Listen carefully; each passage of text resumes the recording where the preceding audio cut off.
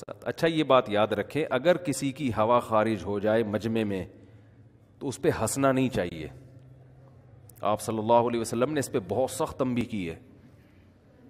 کسی محفل میں ایسے ہوا تو بعض حضرات کو ہنسی آئی تو آپ نے سخت تنبیہ فرمائی کہ اس بات پہ کیوں ہنستے ہو جو تمہارے ساتھ بھی ہو سکتی ہے.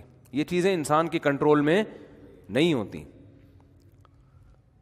میں ایک محفل میں بیٹھا ہوا تھا تو 3-4 آدمی, تو ان میں سے ایک کی ہوا خارج ہوئی تو وہ ایک کہہ رہا ہے میں نے نہیں کیا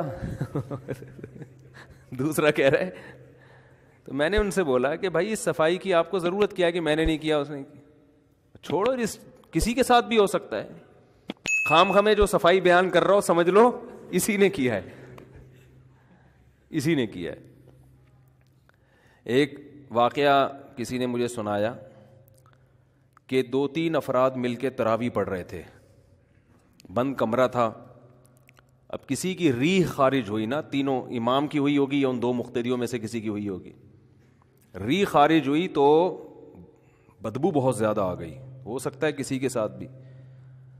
اتنی بند کمرہ تھا تو اتنی اسمیل تھی جس سے اندازہ ہوا کہ تینوں میں سے کسی کا وضو بولو بھائی ٹوٹا ہے. تو اس بتانے والے نے واقعہ سنایا کہ تینوں نے 20 رکعتیں مکمل کی ہیں شرمندگی سے بچنے کے لیے, کہ کیونکہ اب جو جائے گا وہ پکڑا جائے گا. اور لوگ بولیں گے یار ایسی اسمیل, یار پتہ نہیں کیا کھاتے ہو تم. حالانکہ اس کا تعلق پیٹ کے خراب ہونے سے بھی. آدمی زیتون پی رہا ہو اور بدبو بہت زیادہ آ سکتی ہے, کیونکہ پیٹ بعض دفعہ لوگوں کا خراب ہوتا ہے, تو پیٹ تو کسی کا بھی کسی وجہ سے خراب ہو سکتا ہے. تو اس کا کہ انسان کی عزت یا ذلت سے کوئی تعلق نہیں ہے. تو میں نے کہا کہ اگر وہ عقل مند ہوتا, امام میں عقل ہوتی نا, تو وہ کہتا کہ بھائی ہم تینوں کو چاہیے کہ ہم جا کے وضو کریں. کسی کا بھی وضو ٹوٹا ہے اور یہ جو اللہ نے پردہ ڈالا ہوا ہے تو پردہ ڈال, تینوں کو چاہیے کہ وضو کر کے آ جائیں.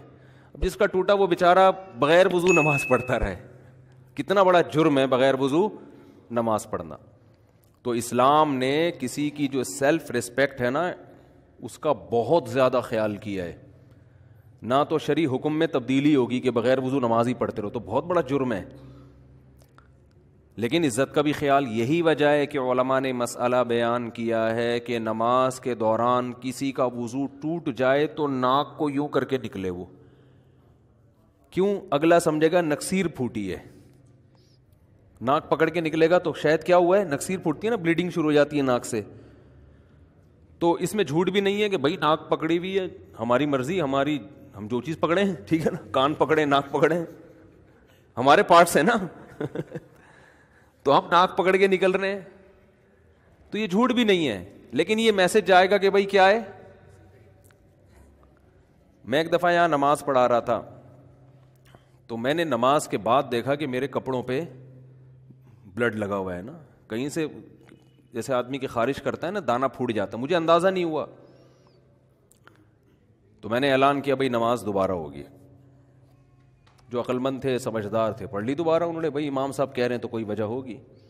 اگلے دن 2-3 آدمی میرا خون پی رہے ہیں, نہیں کیوں دوبارہ کیوں, کوئی کیا ہوا کیا تھا, بار بار آ کے پوچھ رہے ہیں ہوا کیا تھا. میں نے کہا آپ کو اس سے کیا غرض ہے کہ کیا ہوا تھا, کچھ بھی ہوا ہو آپ کو کیا تکلیف ہے. تو جو امام سے پوچھ رہا ہے نا کہ نماز دوبارہ کیوں پڑھوا رہے ہو, وہ فسادی ہے. وہ کیا ہے؟